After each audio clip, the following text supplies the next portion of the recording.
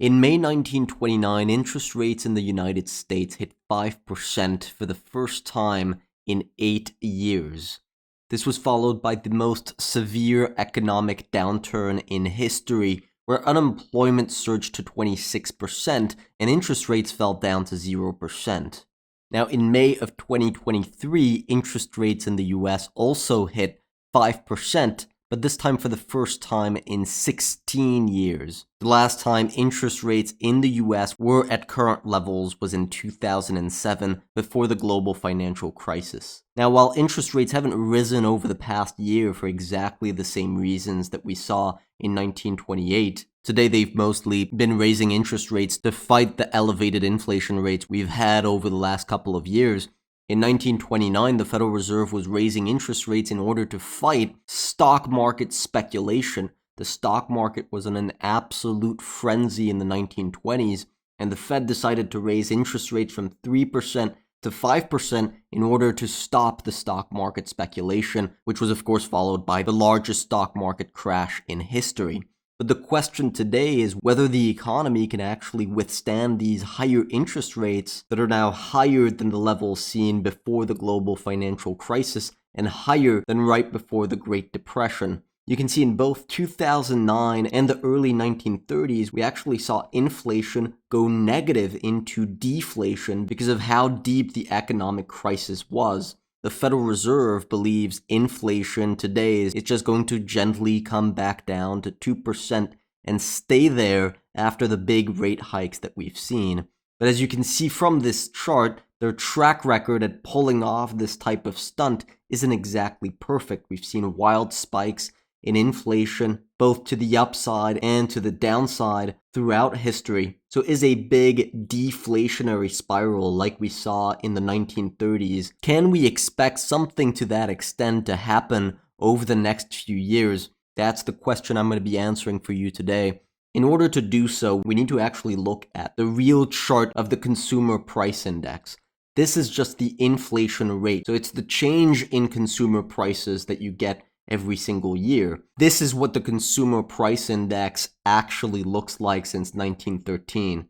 You can see it basically almost always goes up over time. This is an index that basically tracks the price of everyday things and how they're evolving over time. The price of petrol at the pump, the price of food at the supermarket, the price of your rent. All of that is basically averaged together into one big number called the Consumer Price Index. And they've been measuring that every single month since 1913. In fact, 1913 was the very first year that a government actually began to track consumer prices. That's a major turning point in human history. It's the first time that people could actually keep up with what prices were doing on a national scale. Now, with around 110 years worth of history, we know that consumer prices just basically go up over time. That's been especially true after World War II, where the Consumer Price Index has basically just been rising nonstop.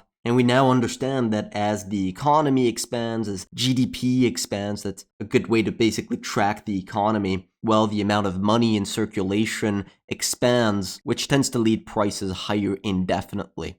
But we didn't always know that was the case. If we look at this period between 1913 and the Second World War, we saw periods of time where consumer prices were actually declining severely for extended periods of time. This is that big deflation that we saw in the early 1930s where consumer prices declined severely. So why was that happening at the time, and why haven't we seen anything like this since 1933? One big theory behind it is human psychology. Let me explain what I mean. You can see on this chart here, after World War II, which ended in 1918, we saw a massive explosion in prices, a huge inflation post-World War I.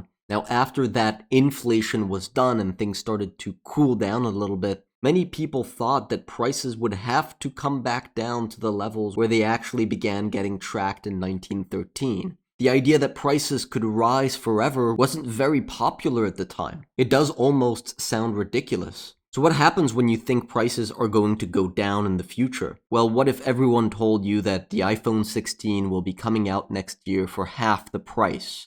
would you still buy the iPhone 15 today? No. So that's the human psychology aspect. When you think prices are going to decline in the future, you don't spend. And what happens when most people stop spending? Businesses need to lower their price to try and attract new customers, which lowers their profit margins, which means that they'll need to lay people off, which can cause the unemployment rate to go up, which makes people spend less. And then the cycle starts all over again, and that's how you get a deflationary spiral where consumer prices can decline severely. So luckily for us, hindsight is a key difference between today and the Great Depression, that we actually know and understand that prices can rise over time without necessarily needing to come back down to the levels that they started at, which was a huge popular narrative in the 1930s that many economists do believe is the key reason behind the two most severe depressions that we've had over the last 100 years. That's the 1921 depression and the Great Depression. Today we kind of have the opposite problem where people expect that prices are going to rise a lot more in the future. What if I told you that the iPhone 16 will be coming out next year at double the price? Well, you would probably buy it now instead of waiting for the price to rise. If everyone does that, well, that creates a huge amount of demand for the iPhone, and Apple would probably actually raise the price of their iPhone the next year. So the psychological expectation of prices rising in the future creates demand. That's called the de-anchoring of inflation expectations. Now, enough with human psychology. That's not the only thing that drives the economy, right? In 2021, population growth declined to nearly 0%. You can see this is what population growth looked like in the early 1930s during the Great Depression. It declined to 0.5%. An extremely low population growth must be bad for the economy, right? We also have increasing concerns around job automation. This is the number of books that talk about job automation within them, and this is only data up until 2019, so this doesn't even include the huge surge in popularity that we have with ChatGPT.